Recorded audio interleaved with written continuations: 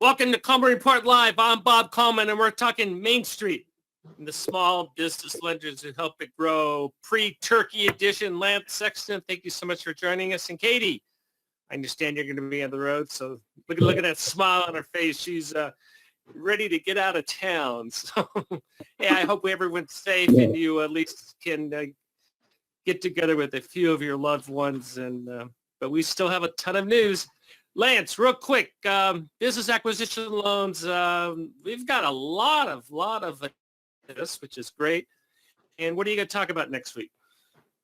Well, I think what's important, well, first of all, we're going to talk about business acquisition loans with respect to the SOP 5010-6. But then we throw PPP in there. What happens if your seller has a PPP loan? And guys, with as many PPP loans that are out there, there's going to be a PPP loan attached to a lot of business acquisition opportunities. So we're going to talk about how to handle it with respect to the PPP loans. And also idle loans, correct? Exactly. Now, we're going to try to share best practices, but I think there's a tremendous opportunity for everybody, Bob, going into 2021, looking at business acquisition. Well, I saw your preliminary draft. It looks awesome, and looking forward to that very much. Hey, let's go to the poll questions. If a change of ownership is structured as an asset sale, SBA approval is required when the PPP note is not fully satisfied. True, false, who knows?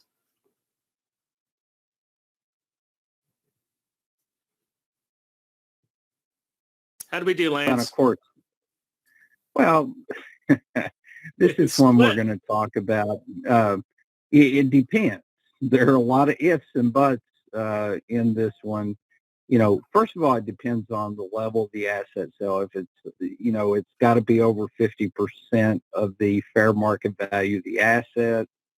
Also, if there is a forgiveness application that's been submitted, if funds equal to the amount of the PPP loan are put in an escrow account with the participant lender who did the PPP loan until forgiveness occurs, then it does not require SBA's approval. Yeah, as a general rule, that's false. Lance is correct. There's a lot of nuances in that, and obviously the way we're split on that. Go ahead, Lance.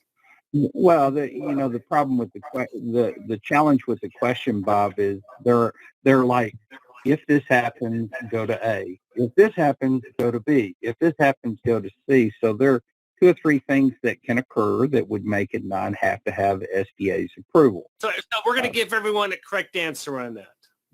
Because you can answer yes with asterisk, no with an asterisk, and I don't know means join the club.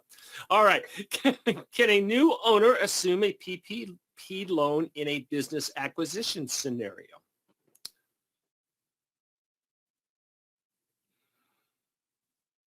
Bob, you're asking hard questions today. I know. We're trying to get the brains going on a Monday morning here. So, the answer to this question?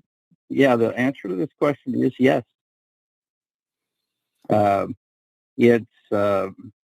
There are, again, it's like everything else with SBA. There are some conditions with assuming it, Absolutely. But a new owner can in fact assume the PPP loan. All right, we'll try to make this one a little bit easier. Minority shareholders less than 20% of the transaction are not required to disclose their position on SBA Form 1919. I'm looking for 100% performance on this one, Bob. Well, we tried to make it a little bit easier on the on this one here. You threw a couple of zingers out there to start. Oh, go ahead. Well, on the SBA Form 1919, you've got to reflect 100% of ownership. Mm-hmm. Why is that? Why do we care? Well, I mean, of course, Bob, I'm just speculating, but I think I'm correct. The SBA wants to be able to connect borrowers who have other SBA loans with an SBA application. There have been some circumstances historically where individuals would try to keep their ownership below 20% so they wouldn't come up on the radar. And Bob, we've both seen a couple of cases, and Katie, We've seen cases where there's an individual associated with 4 or 5 different large SBA loans, and they exceeded the SBA lending limit to an individual. So the SBA just wants to be informed and know who's involved in ownership. It doesn't mean that 5% owner absolutely has to guarantee the loan, but that ownership position must be reflected. But we need to disclose it. But Lance, being a good SBA citizen, if you're a 10% owner or 5% owner and you have a substantial investment, you're going to be taking that guarantee. I'm taking the guarantee, Bob. Katie, what's going on? There's a lot of stuff under the radar. What is this about? Treasury. First of all, we got Treasury issuing stuff. Everyone's issuing stuff. What's Treasury telling us here? So community banks have been pushing for a little while now, and some of the trade groups as well, to get these PPP loans off of their balance sheets. And what they really expected is that would have happened quite quickly. And of course, as we know, that has not happened. So they've been pushing. There was a letter that went out from ICBA in August about this, and this really, I believe, is probably a response to that, saying that organizations with less than $10 billion in assets as of the end of last year may use their asset data from the end of last year, that's December 31st, 2019, to determine their asset thresholds for the calendar year 2020. So this has been pushed for a little while, and it's definitely a big step for those community banks that were really concerned about this. What I read between the lines, Lance, is regulation. Regulators are concerned about these PPP loan balances. Well, one of the challenges with the $10 billion threshold, as most people on the call are aware of, the regulatory requirements ramp up for a financial institution at the $10 billion mark, and it's costly. So, somebody could have been let's say a $9 billion bank and not having to deal with that regulatory requirement. They jumped in, well, probably more anyway. Some banks got moved into that new asset category, and thus they're concerned about the regulatory requirements that kick in with that. So this is good news. Ms. Vasquez, the chair of the House Small Business Committee, is issuing orders that, I apologize, issuing guidance and letters as well. What is her motivation here? What's she trying to do? So we've actually seen this from Velazquez now, but we've seen it also. I believe Rubio had a similar letter a few weeks ago. And it's really pushing for all those things that came up in the October 28th OIG report. A lot of that stuff Congress has not had a chance to look at because SBA has not released some of that information. So Velazquez is now asking very specifically, she's got a list there of the things that she wants the SBA to send her, including copies of the contracts with EIDL contractors. There's a few disbursement emails that the OIG was referencing that she wants copies of. And there's a list of probably about 17 issues that were brought up in that OIG report that she wants them to specifically answer. And she goes through line by line asking for answers on those things. She's consistent in terms of gathering information, whether she's in the majority or the minority. I have no issue with her getting to the bottom of this stuff and put transparency. Lance, I don't know how you feel. Do you feel it's a make work project for SBA, or some good can come out of this? I think there could be some good. I think my biggest question, Bob, I'm going to throw the zinger out there. I don't know if we're covering this, and I probably should have read the script. Well, you never do, so why start now? Who is going to be the administrator going forward? And several key positions at SBA are going to change. I mean, there's some great SBA citizens involved in the team at SBA that probably will no longer be there. As a participant banker, I know we have our friend Chris Hearn, who's always encouraging you to communicate with your legislators. Hey, tell them who you want to be the next administrator. Send an email to the Biden group. Maybe we could have some impact, but there's probably going to be a new administrator. And when the committee assignments come out, check to see if your congressperson is on the House Small Business Committee. If they are, shoot them a letter. Say, hey, I'm a constituent. These are my concerns. Bob, tell them Lance Sexton would be a great administrator. There you go. All right, Lance, you got my vote. Katie, why do we, first of all, what is the definition of small business, Katie? And you only have... Whoa. That's a big question. Depends on who you ask. But in this particular case, one's looking at micro businesses, which that was defined by the group that was doing the study as a business with less than one employee. So that's going to be a sole proprietor. In which case, that's 73% of all U.S. businesses count as a sole proprietor with no employees. 73.2% of small businesses specifically.